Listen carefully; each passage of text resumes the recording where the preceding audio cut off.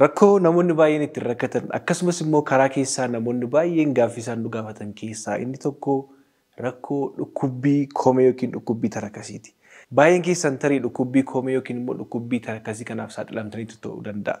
Egaa dhukkubbiin koomee yookiin immoo dhukkubbii tarakasii kanneen fidan wantoonni baay'ee jiraatanis keessumaa baay'inaan dhibee kana kan fidu yookiin immoo dhukkubbii koomee yookiin dhukkubbii tarakasii kan fidu keessaa tokko kan ta'e plantar fasciitis kan jennu jechuudha. Egaa nagaa koos hin daganne akkam jirtu fayyaa keessanii kun YouTube channel keessan YouTube channel Dr. Naafi Argeetu Official mana keessan teessanii odeeffannoo fayyaa kan ittiin argattan YouTube channel keessanidha. Namoonni subscribe hin goone yoo jiraattan subscribe gochuudhaan mallattoo isin jenna odeeffannoo fayyaa yeroo yeroodhaan isin biraan geenyu argachuudhaaf mallattoo notification tuquudhaan nu hordofaa isin jenna. Hanga xumura sagantaa keenyaatti nu waliin tura. Plantar fasciitis jechuun maal jechuudha? Egaa akkuma beekamu miilli keenya pressure-iiwwan yookiin immoo ulfaatina qaama keenya guutummaa kan ittiin baatu lafeewwan bifa garaagaraatiin walirra ta'an lafeewwan miillaa jiru akkasumas immoo lafeewwan kunniin immoo kan isaan ittiin wal qabatan ribuu yookiin immoo tendon kan jedhu baay'een isaanii jiraatu jechuudha. Egaa plantar fascia kan jennu yookiin immoo plantar fascia kan jennu immoo miilla keenya jalatti kan argamu akkuma argaa jirtanii keessumaatii koomee miilla keenya lafee koomee miilla keenya yookiin immoo kalkaneal boonirraa jalqabee hanga beezii yookiin immoo hanga quba miilla keenya lafeewwan quba miilla keenya gara dhuma isaaniitti kan jiru kuni plantar fascia jedhama jechuudha. Sababoota garaagaraarraan kan ka'e plantar fascia kan jennu yookiin immoo ribuun plantar fascia jedhamu kuni kulkulli garaagaraa isa mudachuudhaan yookiin madaa'uudhaan yookiin immoo dhiita'uudhaan kan ka'e yerootti dhukkubbii koomee yookiin immoo dhukkubbii tarakasii hamaadhaaf yeroo inni itti nama saaxilu jiraachuu danda'a jechuudha. Mee namoonni rakkoo akkasiin isin mudata jirtu keessumattuu dhukkubbii akkamiitu yoo jennee yaadne dhukkubbii ganama akkuma hirribarraa kaataniini battala lafa ejjettanitti isin dhukkubu xiqqoo erga deemtanii booda isinitti fooyya'aa ture erga immoo baay'inaan immoo yeroo dhaabbachaa turtan yeroo deemaa turtan immoo galgala immoo deebi'ee kan isin dhukkubu jechuudha. Dhukkubbiin kun yeroo baay'ee namoonni baay'een isaanii yeroo dubbatan maal jedhu ganama akkuma hirribarraa ka'aniini lafa hojjechuu hin danda'an. Sababa lafa hojjechuu hin dandeenyeef maal godhe deemu miilla isaanii tokko akkuma argaa jirtan kan bifa kanaatiin deemu jechuudha. Dhukkubbiin kun dhukkubbii akka keessaa waraanuutti yookiin immoo dhukkubbii keessaa akka nama waraanuutti dhukkubu jechuudha. Kun plantar fasciitis jenna. Kana jechuun maal jechuudha? Kulkula faashaa yookiin immoo ribuu miila jalatti argamu. Miila jalatti argamu akkuma argaa jirtan kuni kulkulaa'urraan kan ka'e yookiin immoo dhukkubuurraan kan ka'e yeroo inni itti dhukkubbii hamaadhaaf nama saaxilu jiraachuu danda'a jechuudha. Egaa namoonni baay'ee sababii kanaaf yeroo garaagaraatti iddoo garaagaraa yeroo himan narviidha jedhamanii kan yaalaman jiru. Wantoota garaagaraa jedhamanii yeroo itti dubbataman jiru. Wanti kun dhibeewwan narviidhaan dhufan keessumattuu peripheral neuropathy kan jennurraa adda kan godhu dhibee narvii yeroo jennu baay'inaan gubaatii miillaa diilallaa'uu kun yoo qabaate tariitii dhukkuba narvii wajjin wal qabachuu danda'a. Dhukkubbiin plantar fasciitis kun garuu maalidhaa? Dhukkubbii keessaa nama waraanu keessumaatti akkuma jalqaba isinitti hime ganama yeroo kaatan jalqaba utuu wajjin hojjetin dura dhukkubbiin hamaa isinitti dhaga'amu hanga miilaan ejjechuu dadhabuutti illee ga'uu danda'a jechuudha. Dhukkubbiin koomee yookiin immoo dhukkubbiin tarakasii kun. Egaa wantoonni plantar fasciitis kanaaf nama saaxilan maal fa'i? Baay'een keessan maaltu nama saaxila jettanii dubbachuu dandeessu. Egaa wantoonni garaagaraa dhukkubbii kanaaf nama saaxiluu danda'u. Keessumattuu pireesharii yookiin immoo dhiibbaa faashaa kanarra yookiin immoo teendanii kanarratti wantoonni uuman. Fakkeenyaaf hojiin keessan yeroo dheeraa dhaabbachaa turu dhiyootiin namoonni yeroo dhaabbachaa turtanitti pireeshariin achirratti naannoo plantar fascia yookiin immoo ribuu kanarratti dhiibbaan uumamu kunniin akka inni kulkulu gochuu danda'a jechuudha. Fakkeenyaaf immoo long distance athletes kan jennu yookiin immoo atileetota yeroo fageenya dheeraa fiigan baay'inaan fageenya dheeraa yeroo fiiganitti pireeshariin kunniin maal gochuu danda'a jechuudha akka inni kulkuluu gochuu danda'a jechuudha. Kanneen biraa wantoonni kophee mijataa hin taane fayyadamu yookiin immoo lafa baay'ee goggogaa ta'e irra miillaan yeroo dheeraa deemuu miillaan mana keessas ta'e iddoo biraas deemuun kunniin moora akka inni kulkuluu gochuu danda'a jechuudha. Akkuma isinitti himee sosochiiwwan qaamaa garaagaraa ispoortiiwwan garaagaraa keessumattuu miilaan kan kophee miilla yookiin immoo tarakasii miillaadhaan kan involve ta'an yookiin immoo kan irratti hirmaatan jechuudha.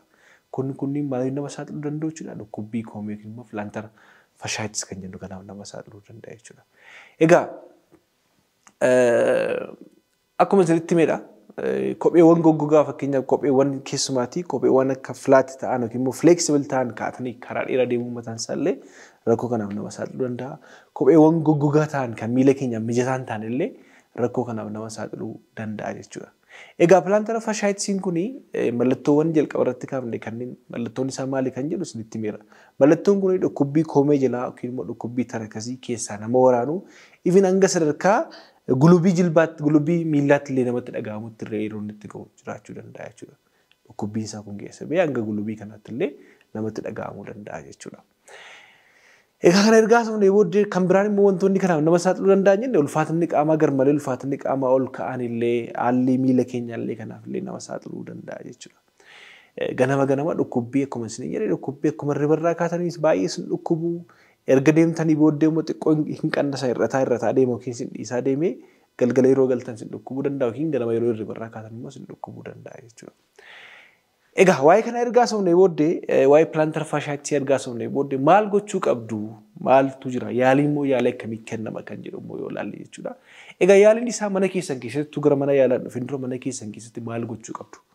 Dhukkubbii namoonni dhukkubbii kana rakkatan dhukkubbii koomee yookiin immoo dhukkubbii tarakasii kana rakkattanii mana keessan keessatti maal gochuu qabdu? Dhukkubbii koomee pilaantara faashaayiitiif eksersaayisii yookiin manatti gochuu qabdan keessaa tokko kan ta'e ganama akkuma ribarraa kaataniini miila keessan tokko miila isin dhukkubu miila keessan tokko irra godhachuudhaan akkuma argaa jirtan kana naannoo quba miila keessanii sirriitti harkisuudhaan akka waxxaramu yookiin immoo akka harkifamu gochuudhaani quba keessan tokkoon harka keessan tokkoon immoo sirriitti harkifamu isaa eeggatanii guyyaatti yeroo 3 waan kana yoo shaakaltan rispoonsii kennuu danda'a.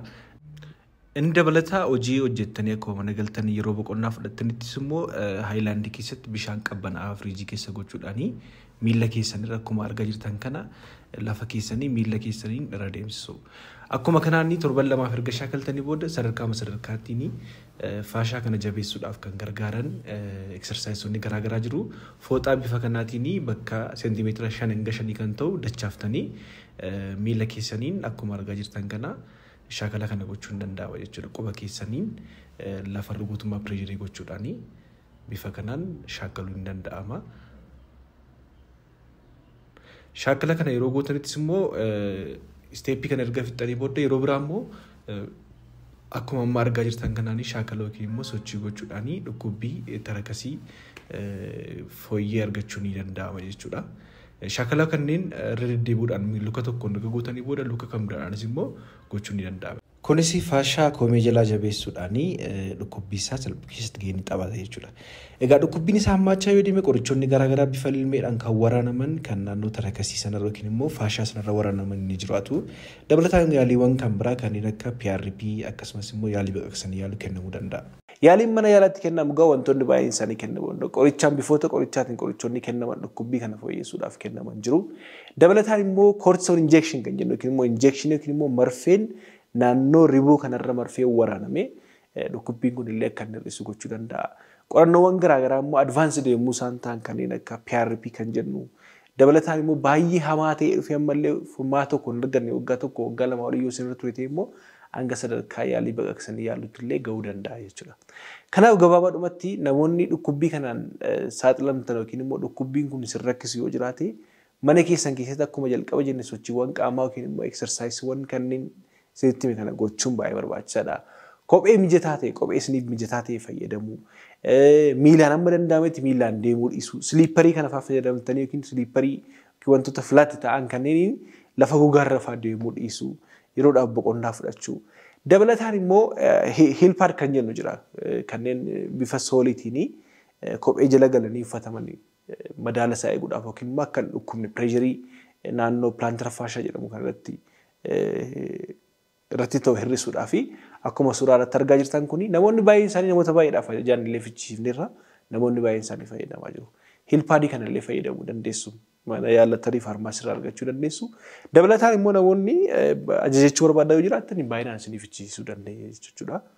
Kanaaf wantoota kanneen fayyadamaa mana keessan keessatti immoo wantoota gochuu qabdan sana gootanii mana yaalaa immoo yoo isinitti fooyyoo dida yookiin immoo ji'a tokkoof torban 2 yookiin guyyaa 45 kana fayyadamtanii furmaanni tokko yoo dhibee mana yaalaa dhuftanii yaalii barbaachisu argachuu dandeessu jechuudha. Akkuma jalqaba irratti nutti immoo yaaliin mana yaalaatti kennamu maal fa'aadha kan jedhu yaaliiwwan hanga sadarkaa ilmeedhaan naannoo sana waraanu jalqabee PRP jalqabee hanga sadarkaa yaalii baqaqsanii yaaluutti illee ga'uu danda'a jechuudha. Kanaaf namoonni rakkoo kanaan rakkatan ammallee tanan mallattoo akkasii yoo qabaattan dhuftanii mana yaala dhuftanii yaaluun baay'ee barbaachisaadha. Kopheewwan isin mijataa ta'e kaa'adhaa. Miila keessan kan sappoortii godhu fayyadamaa. Kan isin jechuu barbaada. Egaa namoonni rakkoo akkasii fi akkasumas immoo rakkoo kan biraadhaan rakkoo kana fakkaataniin saaxilamtanii rakkachaa jirtan yoo jiraattan dhuftanii mana yaala dhuftanii nu waliin mari'achuu dandeessu jechuudha. Bakki argama keenyaa egaa Yaadoon Kiliinik magaalaa Finfinnee Hayaat Daraartuu Addabaabaay irratti argamna. Lakkoofsi bilbilaa keenya 99 10 20 irratti bilbiltanii nu argachuu dandeessu. Fayyaan dhabinaa.